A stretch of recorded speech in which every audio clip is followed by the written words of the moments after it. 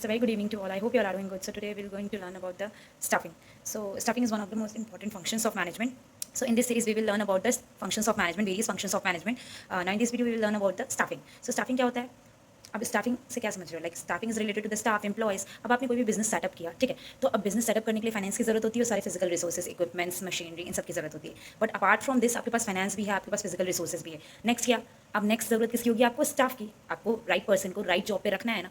Business में employees तो चाहिए ना, स्टाफ चाहिए ना जो काम करेंगे. तो थर्ड जो मेन चीज़ हो गई वो आपको स्टाफ. बट अब स्टाफिंग इतनी इंपॉर्टेंट क्यों है बिजनेस ऑर्गेनाइजेशन में? अब सारा काम तो अकेले आपने बिजनेस कोई सेटअप किया, सारा काम तो आप अकेले करोगे नहीं. यू नीड पीपल ना, you need people so that they can do your work, they can work for you. So आप बिजनेस ऑर्गेनाइजेशन में स्टाफिंग की जरूरत होती है, एम्प्लॉयज़ की जरूरत होती है, स्टाफ की जरूरत होती है जो आपका काम करें. अब स्टाफिंग में भी आप किसी ऐसे को हायर नहीं कर सकते ना जो आप जिसको काम नहीं है. अब यहाँ पे लाइक किसी स्कूल में अगर टीचर की जॉब की वैकेंसीज खाली है, like for example I am teaching business studies. So अगर बिजनेस स्टडीज़ की प्लेस खाली है तो आप बिजनेस स्टडीज़ के टीचर को अपॉइंट करोगे ना, किसी और टीचर को तो अपॉइंट नहीं करोगे. क्यों हम बिजनेस स्टडीज़ के टीचर, अब हिंदी के टीचर को अपॉइंट करके आप ये एक्सपेक्ट करोगे कि वो अच्छा बिजनेस स्टडीज़ पढ़ा ले, वो पढ़ा पाएगा? ऑफकोर्स नॉट, नहीं पढ़ा पाएगा वो. क्यों? क्योंकि स्पेशलाइजेशन नहीं है उसके पास एक्सपर्टीज़ नहीं है, उसके पास स्किल नहीं है, उसको बिजनेस स्टडीज़ पढ़ाना नहीं आता. वो हिंदी में एक्सपर्ट है, आपको उसको हिंदी के टीचर के लिए अपॉइंट करना चाहिए तो वो हिंदी में बेस्ट पढ़ेगा. तो आप बिजनेस ऑर्गेनाइजेशन या किसी इंस्टीट्यूशन में सिर्फ हायरिंग इंपॉर्टेंट नहीं है. ऐसा नहीं है कि आपको लोगों को लाके बिजनेस ऑर्गेनाइजेशन में स्टैब्लिश करना है. आपको ये भी देखना है कि क्या वो पर्सन उस जॉब के लिए फिट है कि नहीं, उसकी क्वालिफिकेशन उस जॉब के लिए राइट है कि नहीं. अब मुझे बिजनेस स्टडीज़ के अलावा कोई और सब्जेक्ट पढ़ाने को बोलोगे तो मैं पढ़ा पाऊंगी.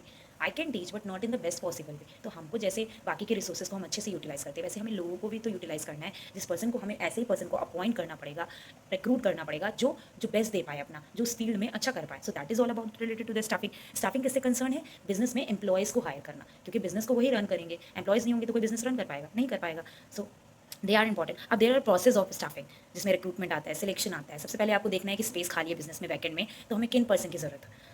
हाँ, तो स्टाफिंग से रिलेटेड मैन पावर प्लानिंग का क्या मतलब है? हमें पहले बिजनेस ऑर्गेनाइजेशन किसी इंस्टीट्यूशन में देखना पड़ेगा कि हमें किन लोगों की ज़रूरत है, मतलब हमें कितना मैन पावर की रिक्वायरमेंट है. तो हम मैन पावर प्लानिंग कर लेंगे. मतलब हमें जो हमारे यहाँ जो वैकेंसीज़ खाली हैं, बिजनेस ऑर्गेनाइजेशन क्या देखती है? हमारे यहाँ जो वैकेंसीज़ खाली है किस तरह की वैकेंसीज़ है. हमारे यहाँ अकाउंटेंट की प्लेस खाली है, टीचिंग की फील्ड खाली है, या फिर कौन सी प्लेस वैकेंट है जिसपे हमें लोगों की हायरिंग करनी है. तो मैन पावर प्लानिंग में हम वो देखते हैं. उसके बाद हम रिक्रूटमेंट करते हैं. रिक्रूटमेंट करने का क्या मतलब होता है? हम लोगों को इंड्यूस करते हैं ताकि वो क्या करें, हमारे लिए अप्लाई करें. हमने नोटिस जारी कर दिया, एडवर्टीजमेंट दे दिया, न्यूज़पेपर में दे दिया, पैम्पलेट्स के थ्रू बटवा दिया कि हमारे यहाँ वैकेंसीज़ खाली है. अब हम लोगों को ऐसे इन्फ्लुएंस करेंगे ताकि वो हमारे यहाँ जॉब के लिए अप्लाई करें. ये हमारे यहाँ रिक्रूटमेंट में यही होता है, ठीक है. उसके बाद सिलेक्शन में क्या होता है? Selection is a negative process बोलते हैं. Selection is a negative process क्यों बोलते हैं? सिलेक्शन को निगेटिव प्रोसेस क्यों बोलते हैं? क्यों? क्योंकि सिलेक्शन में जितने लोगों को जितने लोगों ने अप्लाई किया होता है उससे कम लोगों का सिलेक्शन होता है. तो कम लोगों का सिलेक्शन होने की वजह से ये एक निगेटिव प्रोसेस है. जितने लोग अप्लाई करते हैं उनमें से बहुत कम लोगों का सिलेक्शन होता है, बहुत लोगों का ज़्यादा लोगों को हम रिजेक्ट कर देते हैं. तो कम लोगों के सिलेक्शन की वजह से इसे निगेटिव प्रोसेस बोला गया, सिलेक्शन को निगेटिव प्रोसेस बोला गया. अब कैसे हम स्टाफ को सेलेक्ट करेंगे? उनका टेस्ट लेके, इंटरव्यूज़ लेके, ठीक है. जब आपके यहाँ मान लो कोई वैकेंसीज आई, आप अप्लाई करते हो तो